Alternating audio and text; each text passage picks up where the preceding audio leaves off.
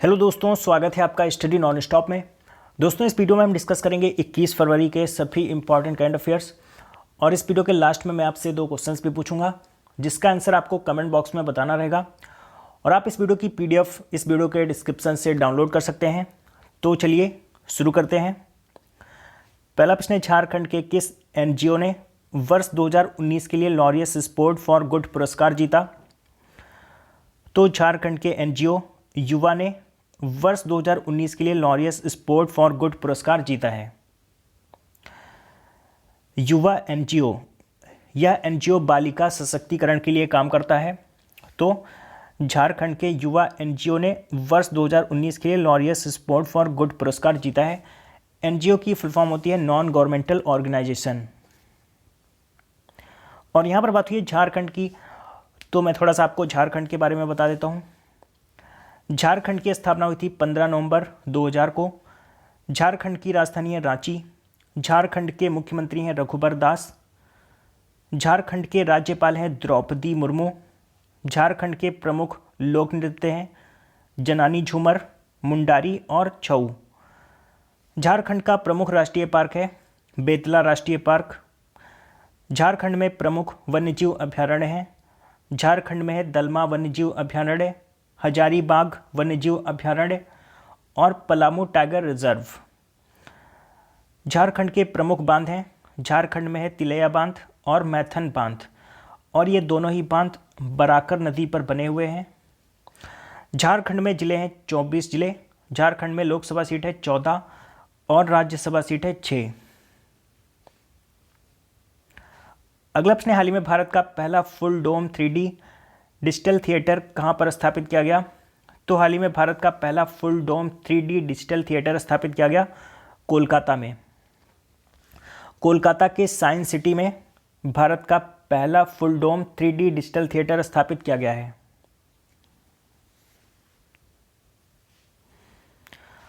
अगला प्रश्न, हाल ही में किसे शिव छत्रपति पुरस्कार से सम्मानित किया गया? तो हाल ही में शिव छत्रपति पुरस्कार से सम्मानित किया गया है भारतीय बल्लेबाज स्मृति मंथाना को। ये जो आपको इमेज में दिखाई दे रही हैं, यही है स्मृति मंथाना। तो इन्हें शिव छत्रपति पुरस्कार से सम्मानित किया गया है। और महाराष्ट्र के राज्यपाल C विद्यासागर राव ने इन्हें यह पुरस्कार प्रदान किया है। अगला प्रश्न, प्रधानमंत्री नरेंद्र मोदी कहाँ पर पंडित मदन मोहन मालवीय कैंसर अस्पताल और होमी भाभा कैंसर अस्पताल का उद्घाटन किया?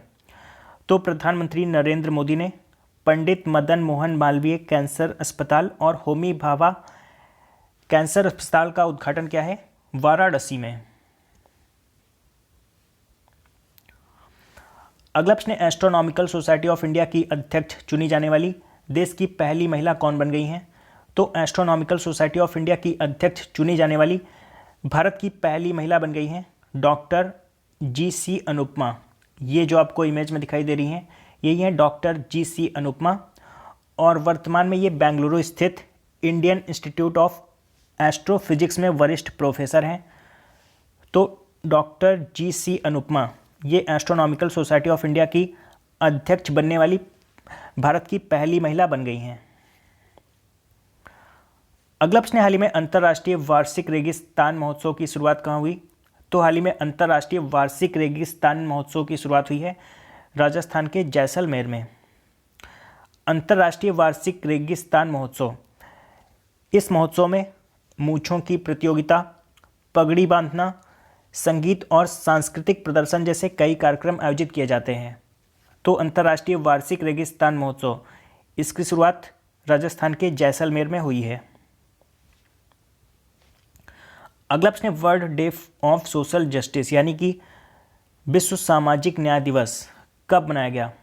तो world day of social justice मनाया गया 20 फरवरी को। और इस बार के world day of social justice की थीम है if you want piece and development work for social justice. एक बार मैं फिर से रिपीट कर रहा हूँ, इस बार के world day of social justice की थीम है if you want piece and development work for social justice. इस बार के world day of social justice की थीम है। अगला प्रश्न, जीपीएस या मैपिंग के बिना नौ वहन क्षमताओं वाला पहला चलने वाला रोबोट निम्न में से कौन सा है? तो जीपीएस या मैपिंग के बिना नौ वहन क्षमताओं वाला पहला चलने वाला रोबोट है एंट बोट। और इस रोबोट को सेंटर फॉर साइंटिफिक रिसर्च और एक्स मार्सिले यूनिवर्सिटी के शोधकर्ताओं ने बनाया है। अगला प्रश्न है, कौन सा देश अपना पहला चंद्र मिशन शुरू करने वाला है? तो अपना पहला चंद्र मिशन शुरू करने वाला है इजराइल। और यहाँ पर बात हुई है इजराइल की, तो इजराइल, इसकी राजधानी है यरूशलेम, इजराइल की करेंसी है न्यू शेकेल और इजराइल के राष्ट्रपति हैं Reuven Rivlin. Reuven Rivlin Israel के राष्ट्रपति हैं। अगला प्रश्न है, कतर ओपन महिला एकल का खिताब किसने जीता है? तो कतर ओपन महिला एकल का खिताब जीता एलिस मेर्टेंस ने। ये जो आपको इमेज में दिखाई दे रही हैं यही है एलिस मेर्टेंस और ये बेल्जियम की हैं और इन्होंने फाइनल में रोमानिया की सिमोना हालेप को हराकर कतर ओपन महिला एकल का खिताब जीता है। अगला प्रश्न, हाल ही में वालेस स्मिथ ब्रोइकर का निधन हो गया, वे क्या थे? तो वालेस स्मिथ ब्रोइकर ये एक जलवायु वैज्ञानिक थे और ये अमेरिका के थे। तो इनका हाल ही में निधन हो गया है। आपने एक वर्ड सुना होगा ग्लोबल वार्मिंग, लगभग आप लोगों ने सुना ही होगा, इसमें कोई बड़ी बात नहीं। तो ग्लोबल वार्मिंग शब्द को लोकप्रिय बनाने में इनका बहुत बड़ा योगदान था। तो वालेस स्मिथ ब्रोइकर ये अमेरिका के एक जलवायु वैज्ञानिक थे, इनका हाल ही में निधन हो गया। अगला प्रश्न, कौन सा देश अंतर्राष्ट्रीय सौर गठबंधन पर हस्ताक्षर करने वाला 73वां देश बन गया है? तो अंतर्राष्ट्रीय सौर गठबंधन पर हस्ताक्षर करने वाला 73वां देश बन गया है सऊदी अरब। इस समय सऊदी अरब के क्राउन प्रिंस मोहम्मद बिन सलमान भारत की यात्रा पर आए हुए हैं। तो अंतर्राष्ट्रीय सौर गठबंधन पर हस्ताक्षर करने वाला 73वां देश बन गया है सऊदी अरब। और यहाँ पर बात हुई है सऊदी अरब की, तो सऊदी अरब, इसकी राजधानी है रियाद और सऊदी अरब की करेंसी है रियाल। और यहाँ पर बात हुई है अंतर्राष्ट्रीय सौर गठबंधन की, तो अंतर्राष्ट्रीय सौर गठबंधन, इसकी स्थापना 2015 में भारत के प्रधानमंत्री नरेंद्र मोदी और फ्रांस के पूर्व राष्ट्रपति फ्रांसवा ओलैंड द्वारा की गई थी। और अंतर्राष्ट्रीय सौर गठबंधन का मुख्यालय है गुरुग्राम, हरियाणा में। अगला प्रश्न, हाल ही में नामवर सिंह का निधन हो गया, वे किस भाषा में लिखते थे? तो नामवर सिंह ये हिंदी भाषा में लिखते थे। ये जो आपको इमेज में दिखाई दे रहे हैं यही थे नामवर सिंह और ये एक प्रसिद्ध हिंदी लेखक और साहित्यिक आलोचक थे। इन्हें इनकी साहित्यिक आलोचना कविता के नए प्रतिमान के लिए 1971 में साहित्य अकादमी पुरस्कार मिला था। इनकी एक साहित्यिक आलोचना है कविता के नए प्रतिमान, जिसके लिए इन्हें 1971 में साहित्य अकादमी पुरस्कार मिला था। तो नामवर सिंह ये हिंदी के लेखक थे, इनका हाल ही में निधन हो गया। अगला प्रश्न, हाल ही में स्क्वैश की महान खिलाड़ी निकोल डेविड ने रिटायरमेंट की घोषणा की है, वे किस देश की हैं? तो निकोल डेविड ये हैं मलेशिया की। ये जो आपको इमेज में दिखाई दे रही हैं यही है मलेशिया की निकोल डेविड और ये 8 बार की विश्व चैंपियन है। तो इसलिए ये स्क्वैश की काफ़ी महान खिलाड़ी हैं। 8 बार की ये विश्व चैंपियन है और ये 2006 से 2015 के बीच 9 वर्ष तक वर्ल्ड नंबर 1 रैंक पर थी। तो निकोल डेविड ये मलेशिया की एक महान स्क्वैश खिलाड़ी हैं। तो इन्होंने अभी हाल ही में रिटायरमेंट की घोषणा की है। और यहाँ पर बात हुई है मलेशिया की, तो मलेशिया की राजधानी है कुआलालंपुर और मलेशिया की करेंसी है रिंगिट। रिंगिट यहाँ की करेंसी है। मलेशिया के वर्तमान में प्रधानमंत्री हैं महाथीर मोहम्मद। और कल के प्रश्न, कल मैंने आपसे 2 प्रश्न पूछे थे। पहला प्रश्न मैंने पूछा था भारत का पहला जिला कूलिंग सिस्टम कहाँ बनाया जाएगा, तो इसका सही आंसर था अमरावती में।